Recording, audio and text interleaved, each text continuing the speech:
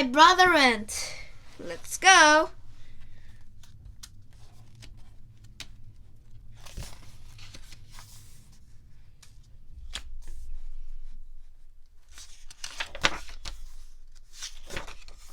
Chapter 1. The Monster Under Ant's Bed. Ant is crying, Dad. I can't get to sleep. I went into the living room and told this to my dad. What's wrong with Anthony? My dad asked. He says there is a monster under his bed, I said. My dad said, Tell Anthony there is no monster under his bed. You tell him, Dad. He won't believe me, I said. Anthony, my dad called. This is your dad. There is no monster under your bed. Now go to sleep. I went back into the bedroom. I said to Ant, Did you hear what Dad said? Ant said, How does he know? He didn't look. I said, Do you want me to look? You can look, Ant said. But you won't see the monster. He hides from big people. I pointed to myself. This is a big person? This is a big person? Get real. I bent down and looked under the bed. All right, monster, I said. Do you see him? Ant said. I said, This is between me and the monster. You stay out of this. All right, monster, listen up. Ant does not want you under his bed. I do not want you under his bed. Get lost. Then a voice said, Boo! What's a monster to do? Find another bed, I said. Where? It said. That is your problem. Oh, all right. Boo! I'm going. Bye. I got up. Well, he's gone now, I said and said.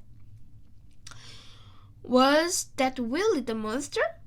It sounded like you. Me? Yes, you.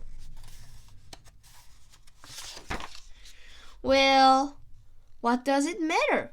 I said. He's gone, isn't he? Yes, said Ant. So can you go to sleep now? Yes. Good night, Ant. Chapter 2. Ant and the Spider. Mom! Ant drew a spider on my homework.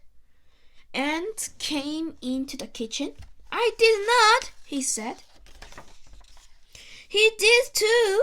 Look, I had done all my spelling words. They were perfect. I went out to play, and I came back and found that. A spider on my homework. Ant drew a spider on my homework and said, I did not. My mother looked at me.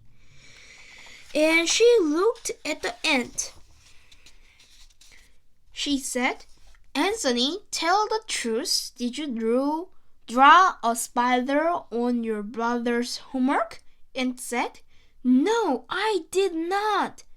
He did too. Look. I held out the paper. My mother looked at the black lines. She looked at the ant. She said, Anthony does not lie.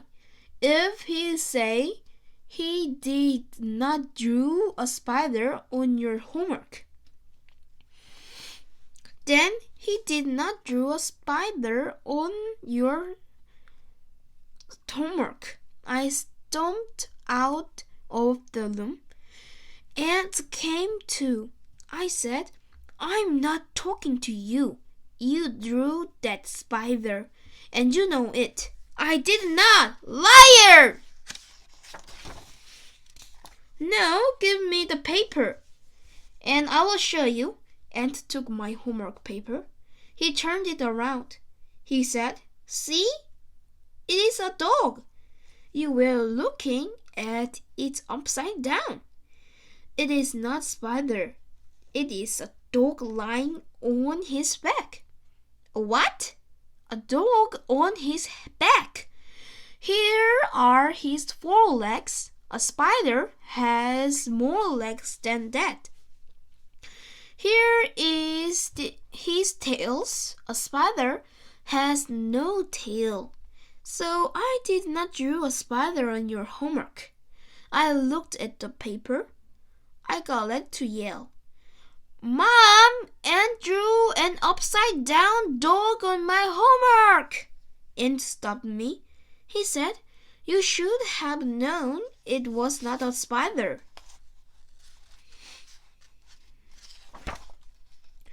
"You are the smartest brother in the world. Look at all these words in your note." I took my pencil on the bottom of the page.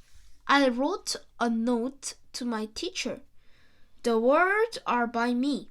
The upside-down dog is by the ant. Chapter 3. Ant and his 3 little figs. Ant said, "Read me a story. I like to read." And I said, "Okay." Ant sat down by me. I opened the book and began to read. Once upon a time, there were 3 little figs. Ant sat up. He said, "No, that is not light. It's pig. 3 little pigs. Say pigs." I am easy to get along with. I said pigs. And Ant leaned back. He said, "Now read the story." I read, "Once upon a time, there were 3 little bananas."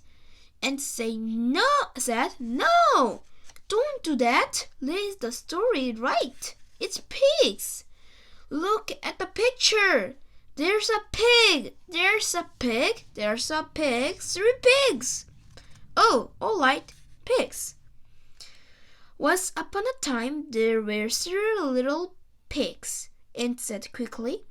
"Who is reading this? You or me?" I asked. "You are," Ant said. "But you have to say pigs.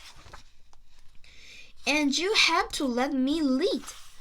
Once upon a time, there were 3 little..." I stopped and waited.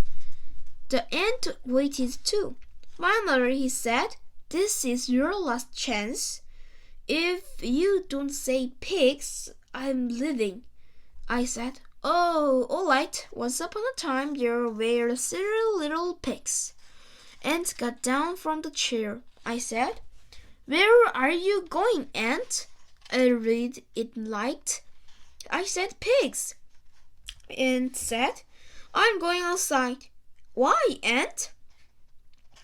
"I don't like the rest of the story. It has a big bad wolf in it." I said, "I could change that, Ant. I could make him a big bad lemon." How about a big head bad watermelon?" "No," said Ant. I would know it was a wolf, and went to the door and I opened it. He looked back at me. He said, "But thank you for listening to me." "You are welcome, Ant," I said. "Anything." Chapter 4. Love, Ant. "Will you write a letter for me?" Ant asked. "I like to write letters." I said, "Okay." I got some paper and a pencil and said, "Are you ready?" I nodded. Ant said, "The letter starts, 'Dear Santa.'" I said, "Santa? Santa? It is July. Nobody writes to Santa in July." Ant said, "I do." I said, "You don't get it. And you wait till December.